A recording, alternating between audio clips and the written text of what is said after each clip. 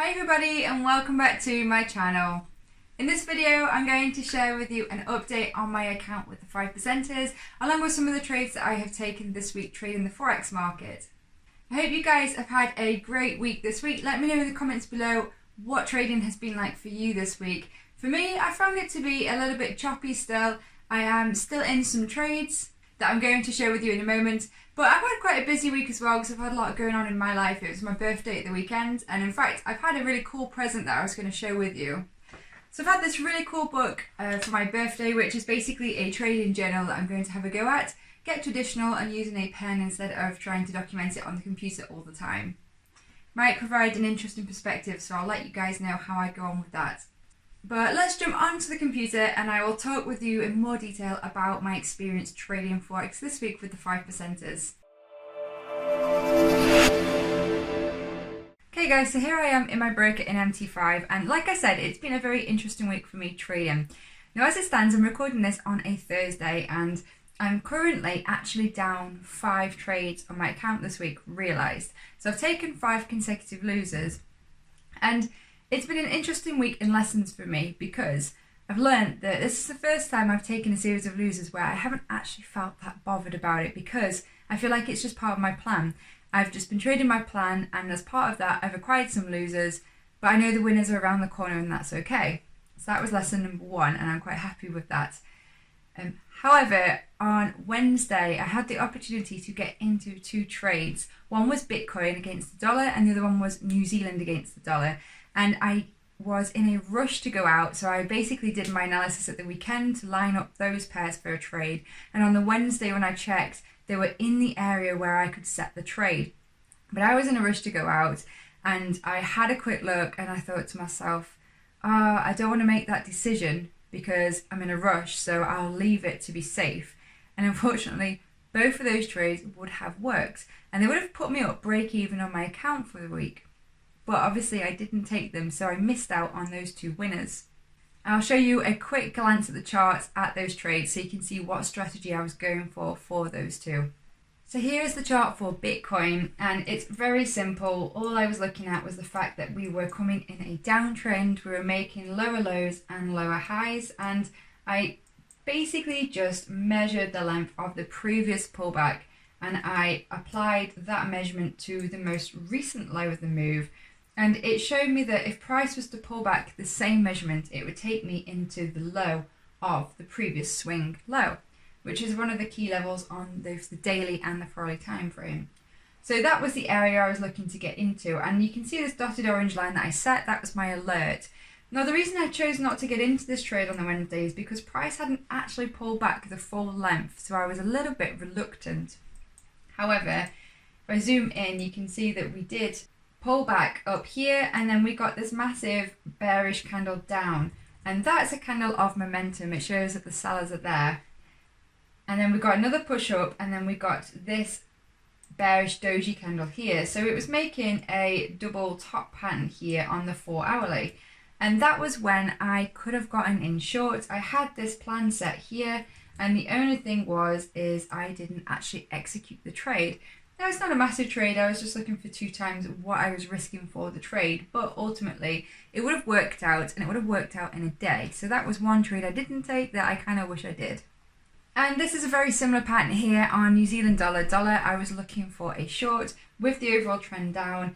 I'd measured the previous pullback, applied it to the lows that took me into this area here that looked quite interesting. And we got this pullback up here. Price came down, and as you can see, I drew out this dotted line here just to measure the low of this swing. As price broke this and consolidated and started to swing lower, that's where I thought that I could have got in for a short. But my reluctance is that I prefer to get in where the momentum is, so I would have preferred to have gone in up here somewhere with a stop above that candle, aiming for a profit down there. And that was why I chose not to get into this trade, because I was trying to look for equality, and if I had any kind of unsurety about it, then I generally just stayed out of it. But again, if I had just gone on with this trade, it would have given me a nice 2R profit. So those are the 2 trades that I didn't take that would have worked. What are the trades that I did take? Well, let's have a quick look at my account. So if I go into my history here, And I'm just going to select this week, and as you can see, it's obviously not something I'm proud of, but it is how trading goes. And I'm currently sat on 5 consecutive losing trades, which I'm down around about just under $300 on the account, risking 0.3% per trade. So I'm down around about 1.5% on my account this week. However, when I was looking at this morning, I've worked out that if I'd have taken those 2 trades I showed you, I would have been up 4R. And then my unrealized profit here at the time was up. I could have closed those trades and I would have been green on the week. So it's just the way that trading goes sometimes. You have to just kind of follow your plan, follow your process, and trust in that series of trades perspective that it's going to play out over time. So I'm currently in these 3 trades here. I'm in pound Swiss short, which has been selling off nicely, but it looks like it's bouncing a little bit at the moment. I've got to stop at break even. I was tempted to trade it, but I think it might need to swing a little bit first. So let's have a quick look at that trade on the charts. So here we are on the 4-hourly time frame for Great British Pound against the Swiss franc.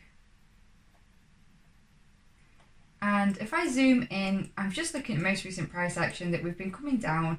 Price pushed up and it ranged for some time, and it came out of that range with momentum, so the sellers were there. I basically took that measurement, applied it to the low here, and I was looking to get in on a retest of that range, which is what I did. I've got my stop above the range, and I'm actually looking for quite a big target for this one. I'm looking for 4 times what I'm risking for the trade, which is just a break of the low here. Now, as you can see, price has come down and it started swinging lower. I was a bit unsure whether this area here might provide some sort of reversal opportunity, and as you can see at the moment, we are pushing higher, but I've got to trust in the trend, I've got to trust in the swings, and quite often in the past I've tried to predict a reversal and I've really trailed a tight stop, and all it's done is cut my winners short. So I'm just going to let this one play out. I've gone to break even to reduce my risk, and I've highlighted these levels here. That's what I'm risking, and that's 2R. So I'm currently at 2R, but I'm waiting because I'd like to get the full amount for this trade if possible. Other trades that I'm currently in, I'm currently short New Zealand CAD. So again, we've been coming down on the 4-hourly time frame. I took the major pullback length here and I applied it to the lows, which took us into this area quite nicely here. So this is where I got short on a retest of this level with my stop above structure, and I'm just aiming for a 3R for this one. Now this morning, we've had this big bullish candle up on the 4-hourly, which I'm not exactly happy about. It would be nice if it had come down, but I've got to trust my plan. My stop is in a good place above structure, and at the end of the day, the trade is either going to work or it's not, and you have to get to a point where you just got to stay out of the way. So that's what I'm doing with this trade. And finally, I am currently short Australian dollar, United States dollar, which at the moment is just hovering around about 1R profit. So I'm currently up what I am risking on this trade. And just making this bigger here on the 4-hourly time frame. Once again, price has been coming down, and we've got a pullback here from the swing low. Price made a really nice double top, and it broke down through that neckline with momentum. So what I did here was I got short on a retest of that neckline with my stop well above structure, and I'm aiming for a continuation down, aiming for a 2R profit. At the moment, it's looking pretty good. I've gone to break even on this trade, and I'm just going to see how it works out.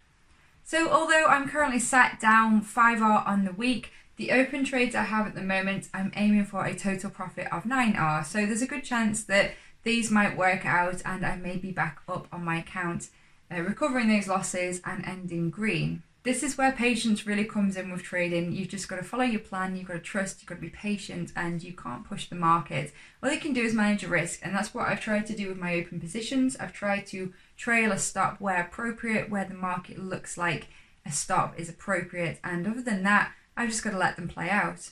But as I said, it's been a big lesson for me this week in just trusting my plan and following through on it, because as I said before, if I'd have set those 2 trades on Bitcoin and New Zealand dollar, I will be setting break even on the week, and I would currently be up with an unrealized profit, but the option to take that. So all we can do as traders is carry on, and learn.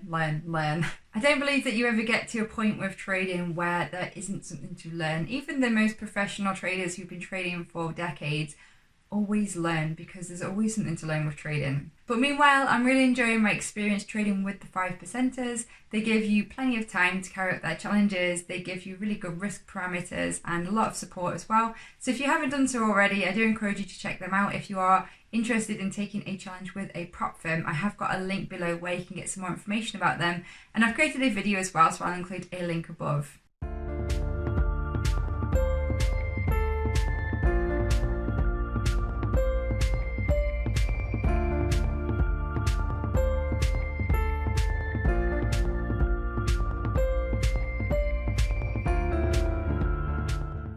If you've enjoyed this video, please do drop me a like and don't forget to subscribe to the channel below, and I'll catch you in my next video. Thanks for watching.